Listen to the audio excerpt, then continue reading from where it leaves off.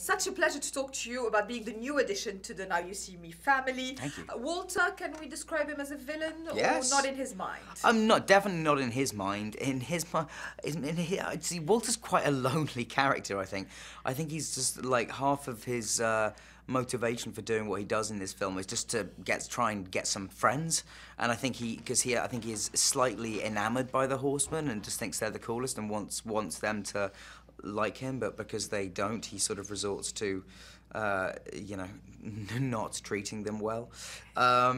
So yeah, but it was incredibly fun to come in to this group, you know, and just, even though I'm not like a huge part of the movie, but like it was fun to get to go in and interact with the group, and like I had some really great scenes with like Woody and stuff that was incredibly fun to play, and Mark and Jesse and everyone really.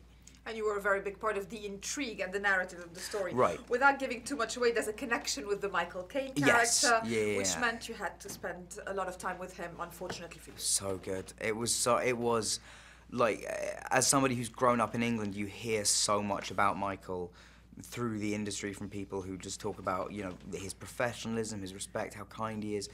And, you know, to witness all that firsthand for yourself was really, like, amazing. And also to witness, you know, there are so many actors who get to, you know, much younger than Michael, who are jaded and sort of bored of it all and you know, like to give off that attitude. And Michael just still has so much joy in his work and loves what he does, clearly, that it's a real inspiration. Also, fun in those types of films, the locations where you get to go. Obviously, London is probably not as exciting for you as Macau was, but yeah, did you go there? I did. It was a little bit ridiculous that I did, but I did. I had, I think I had 4 scenes in Macau. I'm sure if they'd wanted to, they could have done them in London. But they were kind enough to say, hey, no, we've got some scenes written out in Macau for you. So I was like, okay, great, I'll go. So I ended up having a lovely time to sort of explore Macau for a couple of weeks and I felt really bad. It was one of those days where I'd go into work and be like, hey guys, sorry, you've all been working for like 12 hours and I've just been like gambling in a casino. How's everyone doing? How much did you learn about the world of illusionists throughout this experience? I mean, a little bit. I'd obviously had a little bit of knowledge prior to this just because of my, you know, my work on Potter, and you work with a lot of magicians on that, and or I did, you know, work with one very closely.